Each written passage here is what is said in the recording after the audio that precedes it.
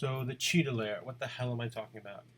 Well, if you watch the speed edit of the Audi Le Mans car, apparently a bunch of people caught it, even though it happens for a split second, and I got a bunch of messages asking me what the hell I was doing when the screen went all wonky and turned rainbow.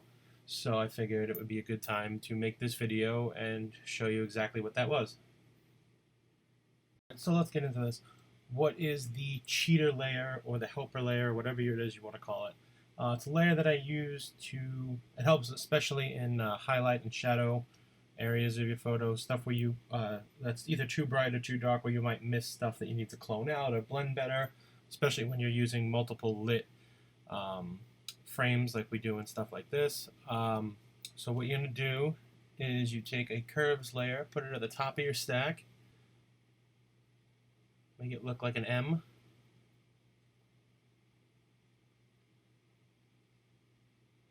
I know it looks a little ridiculous right now. So it should end up looking like this.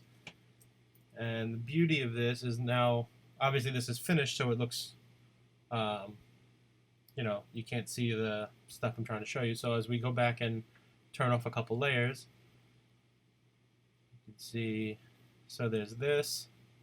If you turn the layer off and I keep playing with it, you'll see you can't see whatever that was. It's in the black, but obviously you would want to get, you'd want this to be a clean gradient, so you would take that out. And then as we get up here, there's this dark shadow without the cheater layer turned on. It looks just like a normal fully black shadow, but there's obviously something there that's got to go, which we eventually did. Gone. Further down, let's check out if it helped anywhere else.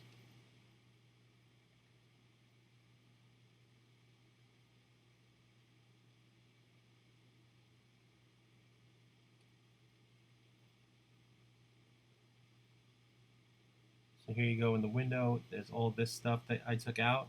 See, now it's gone. But if you take this layer off,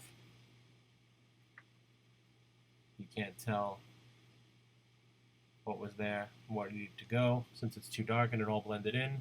So obviously this layer makes it a little more visible. It's just something to help you clean up the highlights and shadows. Try another example here. Close this out. So here on the Urus, the layer turned on. Running slow because I have so many PSDs open. Okay, so here it is.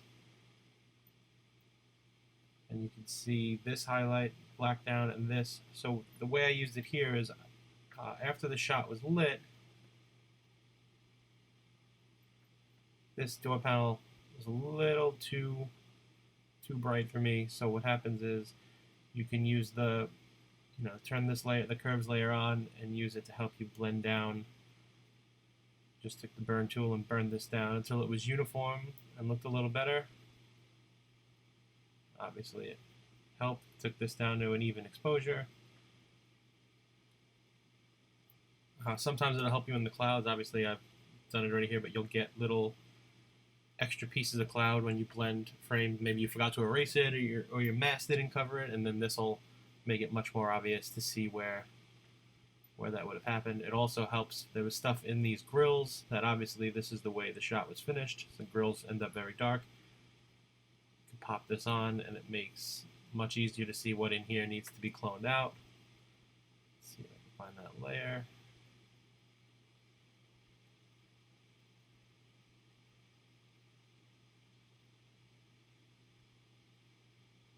Yeah, so here's the stuff I cloned out that I wouldn't have fully seen if I had just tried to do it with the exposure the way it was. Another example. Huna truck here. Here it is with the layer on. It was able to help me see. I could see these in the regular shot, but they're a little more difficult. It's easier to see when they're popped out. Also able to blend these blues where I took that logo out. Where else? also here. Obviously you can see this in the shot, this highlight reflection off the ground, but it makes it much easier to clean it up and blend it when it's a little brighter. Also down here, with these stickers removed, it's easy to blend this all the way out. Check your exposure and make sure that stays even. In the grill also in here, much easier to see in the blacks here what needs to be cloned out. Back here on the spoiler, the aluminum,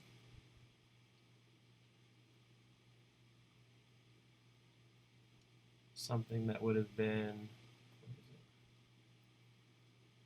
oh, it's here somewhere. Yeah, so this back here on the spoiler would have been easily missed because it's so dark and it's aluminum. Brighten it up, take it out. There it is. So the way to use it is you you open your curves layer, put it at the top, make it into this M shape, and then underneath, you want to work underneath it. Let me see here. Okay, so you make a layer underneath it. You would take your clone stamp and set it to sample current and below, which means it'll work on the layers underneath the curves layer. And then whatever you do, say I wanted to take this bolt out,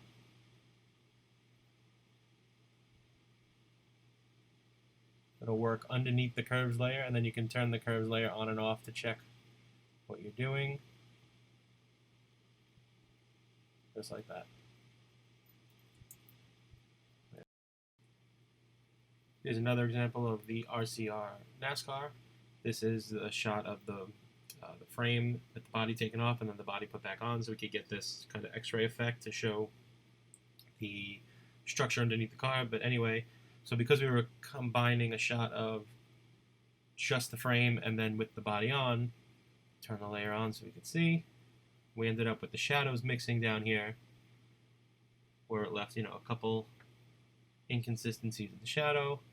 So all you have to do is turn the layer on so we can see what we're working on and knock those out. They're a little more difficult to see with the layer turned off.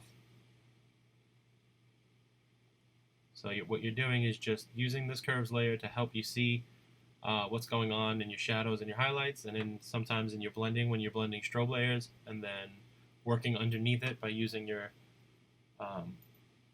clone stamp, and the sample mode is current and below, so you're not sampling this crazy colors, you're working underneath it.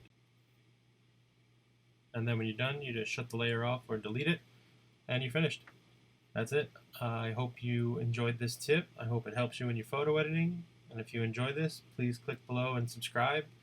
And that's it.